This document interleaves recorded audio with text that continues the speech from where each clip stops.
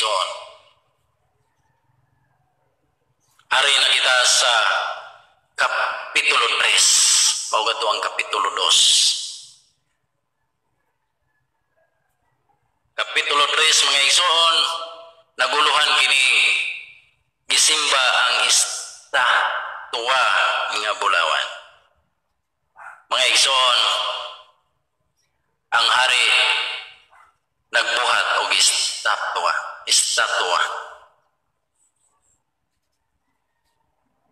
Og sa iyang pagbuhat, mga igsoon, kinahanglan ang tanang tao basta motingog na ang mga huni sa mga tulunggon, sa mga dumpita, mosimba ngadto sa iyang ipabuhat nga estatwa, mga higala. Muni nga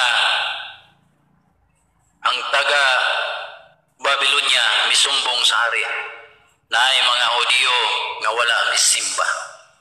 Og ato ning tutingkayon mga igsoon, kinsa man ning mga Hudiyo nga wala mo simba sa larawan nga gipagama sa hari, mga igsoon.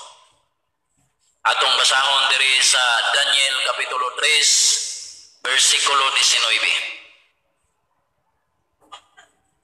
At 13 paingon sa 18. Matod pa ni hari mga igsoon, kadtong dili mohapa og mosimba itambog dayon sa nagdilaab nga hudno. Pagka makalilisang mga igsoon, undaspat ni siya mga igala. Basta magkit-an ka sa hari nga dili ka gani mosimba sa iyang ipagama nga larawan, sugbag yung ka dito sa hudno, mga igsoon. Morning dire sa versikulo 13, gisumbong ang mga Hudiyo nga wala mo simba. Onya nasuko pag-ayo si Nabucodonosor o mimando nga patubangon kaniya si Sadrak, Misak o si Abednego. Onya patubang nila sa hari kining mga tawhana. Giingnan sila ni Nabucodonosor, tinuod ba o Sadrak, Misak o Abednego nga wala kamo magalagad sa akong mga Diyos ug magsimba sa bulawang estatwa nga akong gipabuhat. Mao ni mga igsoon, suko kayo ang hari ni ngadto sa mga higala ni Daniel. O karon pangandam inig kabati ninyo sa tingog sa trumpita, sa flauta, sa lira, sa trigon, sa alpa, sa corneten, o sa tanang matang sa huni, panghapa kamo og simbahan ninyo ang estatwa nga akong gipabuhat og walay mahitabo kaninyo. Apan kung dili kamo mosimba, itambog dayon kamo ngadto sa nagdilaab nga hudno, kinsa man kahang Diyosa ang makaluwas kaninyo. Maigsoon gihagit sa hari ang Diyos sa Diyos sa mga Hudiyo.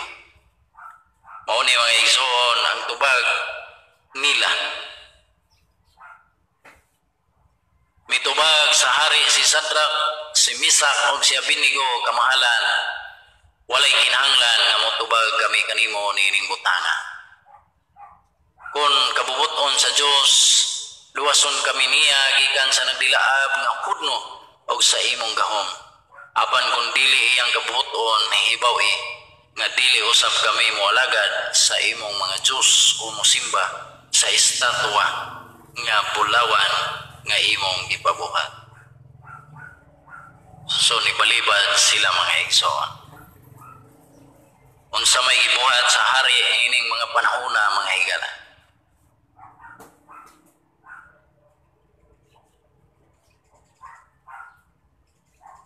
Matod pa diri, busa misamot ang kasuko ni Nabucodonosor ngadto kang Sadrak, Misak ug Abednego. Onya misugo siya sa pagligon, pagpilog kapito, kainiton ang hudno. Ang normal nga kainiton sa hudno ni ining panahona, mga igsoon, gi times 7. O gisugo niya ang pipila sa iyang kusgang mga sundalo nga gapuson si Sadrak, si Misak, si Abednego, o gitambog sila sa nagsigang hudno Unya gigapo sila nga nagsulob gihapon sa ilang mga bisti, sa ilang kalo, o gitambog sila ngadto sa nagdilaab nga hudno. O unsa may nahitabo aning panahon na mga higala.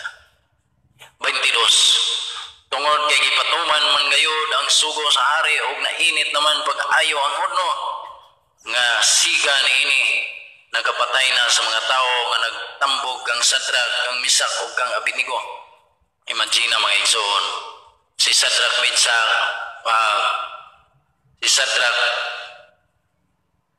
Misak ug Abednego gihawiran sa mga tao kay gisugnod na sa hudno, nangasunog na ang gahawid mga igsoon. Pero silang Sadrak, Misak ug Abednego tuan na sa hudno.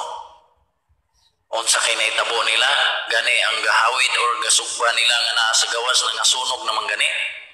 Ingana kainit na mga igsoon.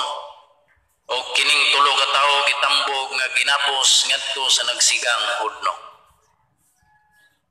Og diri atong masayran mga igsoon, unya natingala si Hari Nabucodonosor og midali pagtindog o giingnan niya ang iyang magtatambag. Dili ba tulo ka tawo ang atong gigapos o gitambog sa kalayo? Nangutana siya mga igsoon. Dili ba tulo man kabuok to? Ngano nagapangutana man siya ani mga igsoon? Gitubag nila ang hari, tinuod ka na kamahalan. O giingnan sila sa hari, apan upat ka tawo ang nakita ko nga walay gapos ug naglakaw-lakaw taliwala sa kalayo ug wala sila maunsa. Ug ang panagway sa ikaupat sama sa usa ka anghel. Mga igsoon na upat na katawo ang gisugba didto sa hudno.